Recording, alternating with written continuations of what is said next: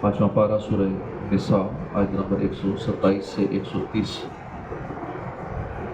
اعوذ باللہ من الشیطان الرجیم، بسم اللہ الرحمن الرحیم۔ وَيَسْتَفْتُونَكَ فِي النِّسَاءِ قُلِ اللَّهُ يُفْتِيكُمْ فِيهِنَّ وَمَا يُتْلَى عَلَيْكُمْ فِي الْكِتَابِ فِي يَتَامَى النِّسَاءِ اللَّاتِي لَا تُؤْتُونَهُنَّ مَا كُتِبَ لَهُنَّ وترغبون أن تنكحوهن والمستضعفين من الولدان وأن تقوموا لليتامى بالقسط وما تفعلوا من خير فإن الله كان به عليما وإن امرأة خافت من بعلها نشوزا أو إعرادا فلا جناح عليهما أن يصلحا بينهما صلحا والصلح خير وأحضرت الأنفس الشح وإن تحسنوا وتتقوا فإن الله كان بما تعملون خبيرا ولن تستطيعوا أن تعدلوا بين النساء ولو حرصتم فلا تميلوا كل الميل فتذروها كالمعلقة وإن تصلحوا وتتقوا فإن الله كان غفورا رحيما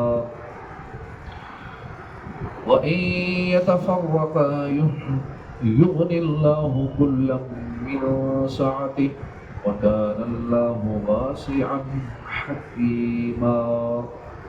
اللہ کے نام سے شروع ہے جو نہایت مہربان رحمت والا۔ وَيَسْتَفْتُونَكَ، اور وہ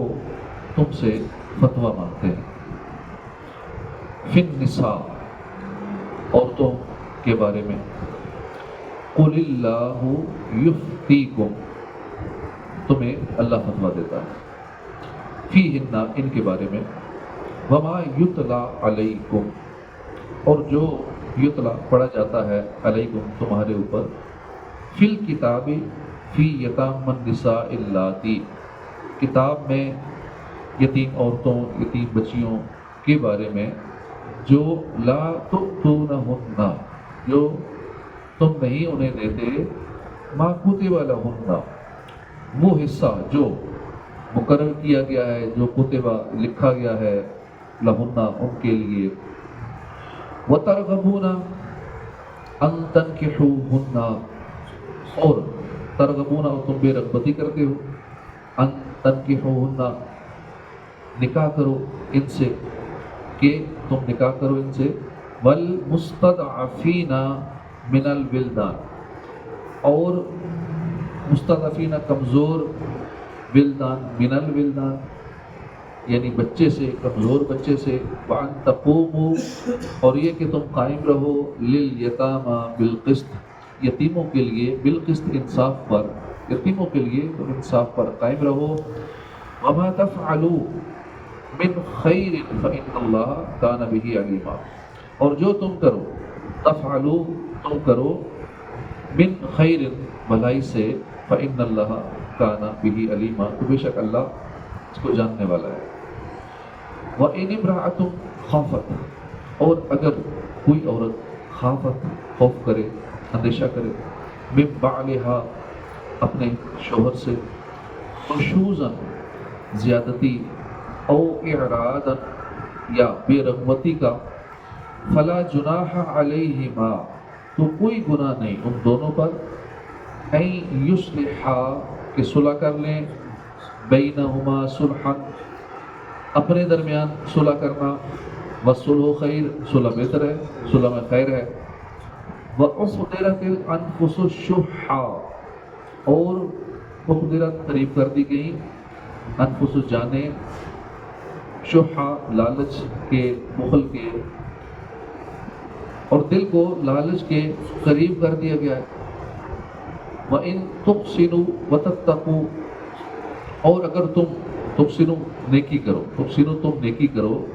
وتتقوا اور پرہیزگاری اختیار کرو، اگر تم نیکی کرو اور پرہیزگاری اختیار کرو، فإن اللہ کان بما تعملون خبیرا، تو بے شک اللہ اس پر خبردار ہے جو تم کرتے ہو، تعملون جو تم کرتے ہو، ولن تستطيعوا اور ہرگز تم طاقت نہ رکھو گے، ان تعدلوا کہ عدل کرو، بین النساء عورتوں کے بین عورتوں کے درمیان، ولو حرستم ولو اگرچہ حرستم تم حرص کرو، فلا تمیلوا پس نہ جھک جاؤ ایک بیوی کی طرف، کل المیل پورا جھک جانا، فتذروها کہ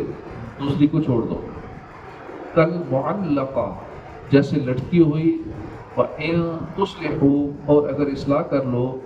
تُصْلِحُوا نیکی کر لو، اصلاح کر لو، وَتَتَّقُوا اور پرہیزگار بنو، فَإِنَّ اللَّهَ كَانَ غَفُورًا رَحِيمًا، تو بے شک اللہ پھر غفور رحیم بخشنے والا مہربان ہے۔ وَإِن يَتَفَرَّقَا اور اگر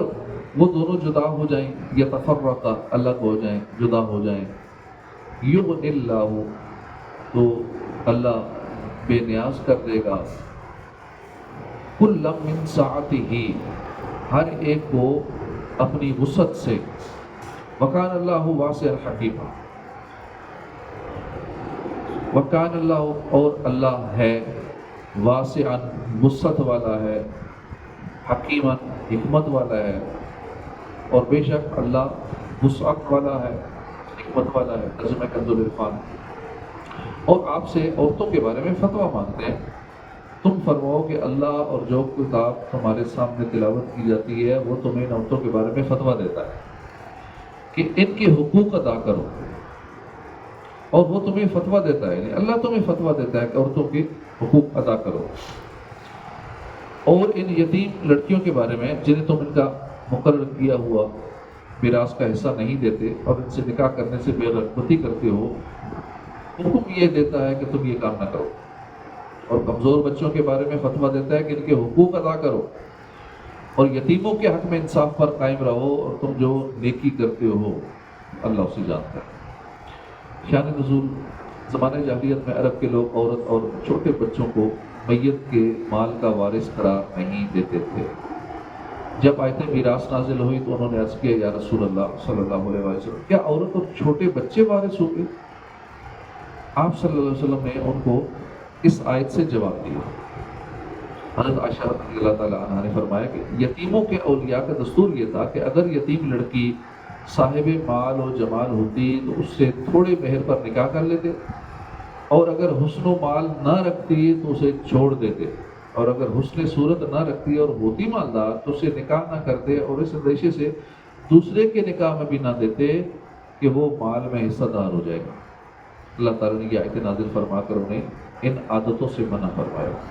قرآن پاک میں یتیموں، بیواؤں اور معاشرے کے کمزور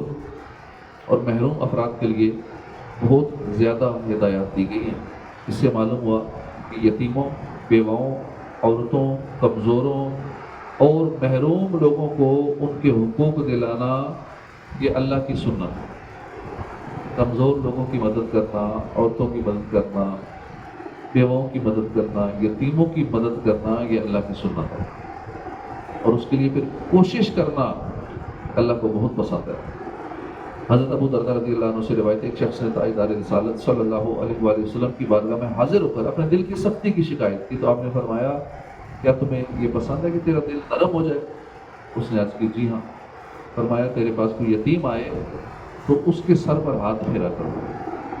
اور اپنے کھانے میں سے اسے کھلاؤ،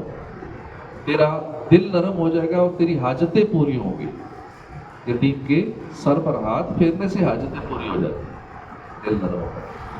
حضرت عبداللہ بن عباس رضی اللہ عنہ سے روایت ہے، نبی کریم صلی اللہ علیہ وسلم نے فرمایا، جس نے 3 یتیموں کی پرورش کی، وہ رات کو قیام کرنے والے، دن کو روزہ رکھنے والے، اور صبح و شام اللہ کی راہ میں اپنی تلوار سونتنے والے کی طرح، اور میں اور وہ جنت میں 2 بھائیوں کی طرح ہوں گے، جیسے کہ یہ 2 بہنیں ہیں۔ اور اپنی انگشت شہادت اور درمیان والی انگلی کو ملائے گا، ہم ایسے ہوں، اکٹھے ہوں گے جنت میں۔ حضرت ابو ہریرہ رضی اللہ عنہ سے روایت ہے، رسول اکرم صلی اللہ علیہ وآلہ وسلم نے فرمایا، بیواؤں اور مسکینوں پر خرچ کرنے والا راہ خدا میں جہاد کرنے والے اور رات کو قیام اور دن کو روزہ رکھنے والے کی طرح ہے۔ حضرت انس بن مالک رضی اللہ عنہ سے روایت ہے، حضور اقدس صلی اللہ علیہ وآلہ وسلم نے فرمایا، جو میرے کسی امتی کی حاجت پوری کرے اور اس کی نیت یہ ہو کہ اس کے ذریعے اس امتی کو خوش کرے تو اس نے مجھے خوش کیا، اور جس نے مجھے خوش کیا اس نے اللہ کو خوش کیا، اور جس نے اللہ کو خوش کیا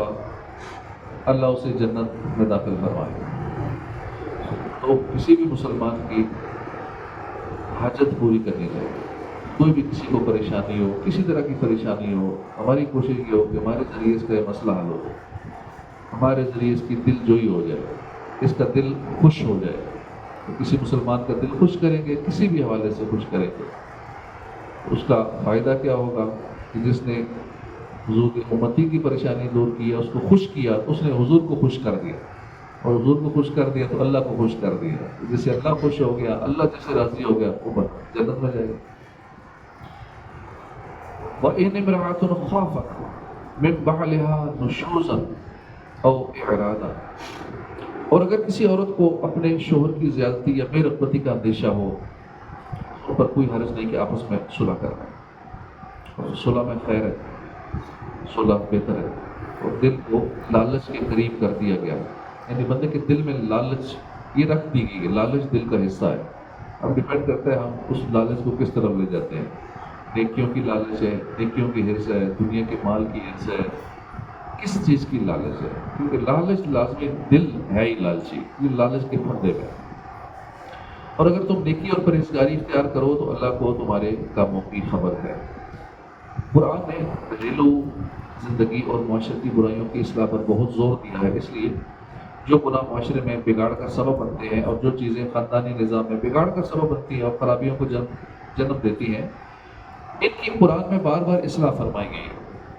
جیسا کہ یہاں فرمایا گیا کہ اگر کسی عورت کو اپنے شوہر کی زیادتی یا بے رغبتی کا اندیشہ ہو، زیادتی تو اس طرح کہ شوہر اس سے علیحدہ رہے، کھانے پینے کو نہ دے، یا اس میں کمی کرے، یا مارے، یا بد زبانی کرے، اور اعراض یعنی منہ پھیرنا یہ ہے کہ بیوی سے محبت نہ رکھے، بول چال ترک کر دے یا کم کر دے، تو ان پر کوئی حرج نہیں کہ آپس میں افہام و تفہیم سے صلح کر لیں، جس کا آسان طریقہ یہ ہے کہ عورت شوہر سے اپنے مطالبات کچھ کم کر دے اور اپنے کچھ حقوق کا بوجھ کم کر دے، اور شوہر یوں کرے کہ باوجود رغبت کم ہونے کے اس بیوی سے اچھا برتاؤ بتکلف کرے۔ یہ نہیں کہ عورت ہی کو قربانی کا بکرا بنایا جائے، مرد عورت کا یوں آپس میں صلح کر لینا زیادتی کرنے اور جدائی ہو جانے دونوں سے بہتر ہے،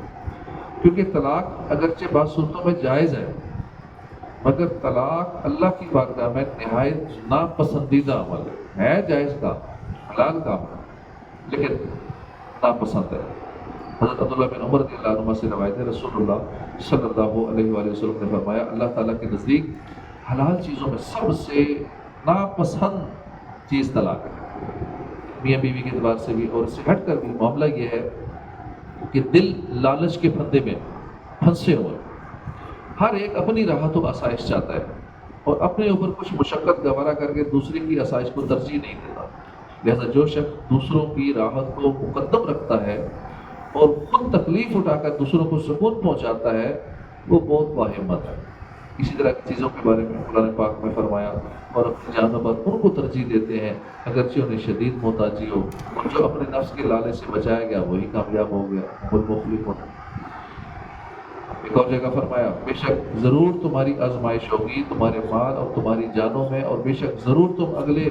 کتاب والوں اور مشرکوں سے بہت کچھ برا سنو گے، اور اگر تم صبر کرو اور بچتے رہو یہ بہت بڑی ہمت کا کام ہے۔ اور فرمایا، اور نیکی اور بدی برابر نہ ہو جائیں گی، اے سننے والے برائی کو برائی سے ٹال، برائی کو بھلائی سے ٹال، جبھی وہ کہ تجھ میں اور اس میں دشمنی تھی ایسا ہو جائے گا جیسا کہ گہرا دوست، اور یہ دولت نہیں ملتی مگر صابروں کو، اور اسے نہیں پاتا مگر بڑے نصیب والا۔ حدیث شریف میں ہے، حضرت انس بن مالک رضی اللہ عنہ سے روایت ہے، حضور اکرم صلی اللہ علیہ وآلہ وسلم نے فرمایا جو تم سے قطع تعلق کرے تم اسے تعلق جوڑو، رشتہ جوڑو، جو تم پر ظلم کرے تم اس کو معاف کر دو، وَإِن تُحْسِنُوا اور اگر تم نیکی کرو۔ یہاں بطور خاص عورتوں کے حوالے سے فرمایا گیا کہ اے مردو اگر تم نیکی اور خوف خدا اختیار کرو اور نامرغوب ہونے کے باوجود اپنی موجودہ عورتوں پر صبر کرو، کہ بیوی پسند نہیں ہے، اس کی عادتیں نہیں پسند، پھر بھی زندگی گزار رہے، چلو خیر ہے، نامرغوب ہے، اس میں کوئی رغبت نہیں ہے، پھر بھی صبر کر رہے ہیں، اس کے ساتھ اچھا برتاؤ کر رہے ہیں صرف اللہ کی رضا کے لیے، انہیں ایذا اور رنج دینے سے اور جھگڑا پیدا کرنے والی باتوں سے بچتے رہو، اچھا برتاؤ کرو ان سے، ان کے ساتھ زندگی گزارنے میں نیک سلوک کرو، اور یہ جانتے رہو کہ وہ تمہارے پاس امانتیں ہیں، اور یہ جان کر اس نے سلوک کرتے رہو تو اللہ تمہیں تمہارے اعمال کی جزا دے گا۔